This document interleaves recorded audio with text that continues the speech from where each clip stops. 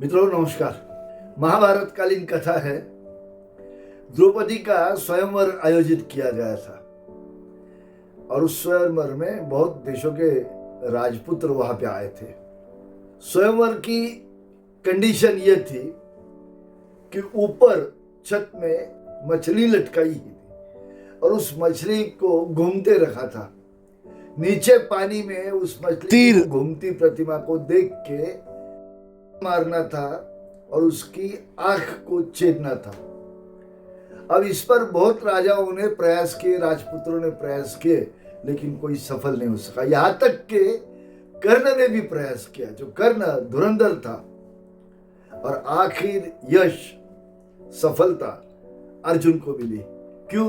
कि अर्जुन वो तीर लगा के वहां पर ऊपर ना देखते हुए पानी में देख के उस मछली के आंख के ऊपर एकाग्र होकर तीर चलाता था, इसलिए उसे सफलता मिली।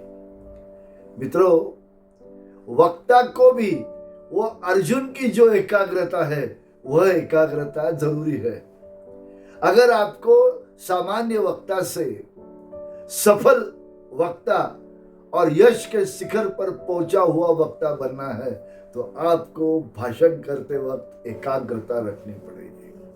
अगर आपका सभागृह जहां आप भाषण दे रहे हो वो अगर रास्ते पर चौराहे में कहीं है और आपके भाषण के वक्त कोई जुलूस पास से गुजरता है तो उसका बैंड बजेगा, लाउडस्पीकर बजेगा, डीजे बजेगा, लोग नाचेंगे और इन सब का कोलाहल जो है वो आपकी तरफ आएगा और आपका चित्त जो है वो भाषण से विचलित हो सकता है। इसलिए आपको एकाग्रता बहुत जरूरी है।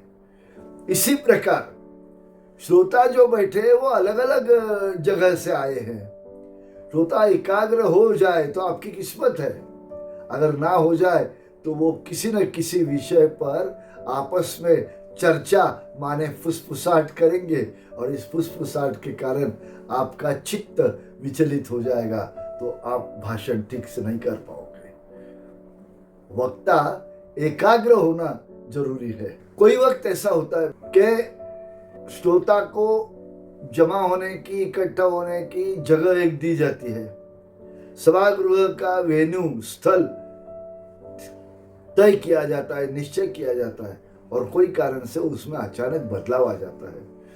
अगर यह अचानक बदलाव आया तो इसका परिणाम श्रोताओं पे तो क्या पड़ेगा, लेकिन ज्यादा से ज्यादा परिणाम इसका वक्ता पर आएगा। वक्ता विचलित ना हो इसलिए वक्ता को एकाग्रता जरूरी है।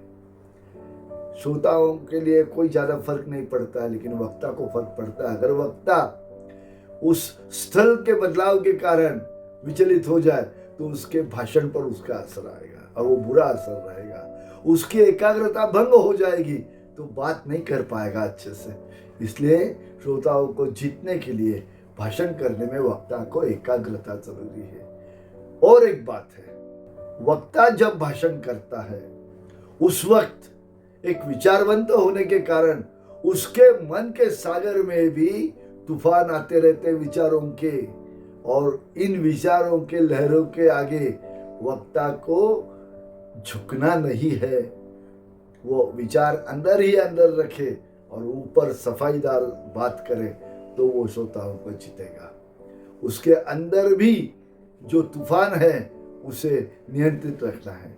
हो सकता है कि वक्ता के घर पे कुछ घटना घटी हो, वक्ता ने आते टाइम रास्ते में कुछ घटना देखी हो। इस सब बातों को, इसे हम पर्यावरण कहते हैं, पर्यावरणीय परिणाम जो है वो वक्ता पे आ सकता है। वो न आए इसके लिए वक्ता ने एकाग्र होना जरूरी है।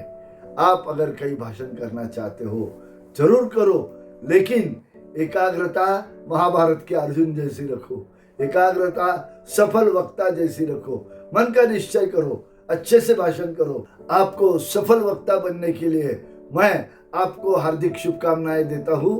धन्यवाद।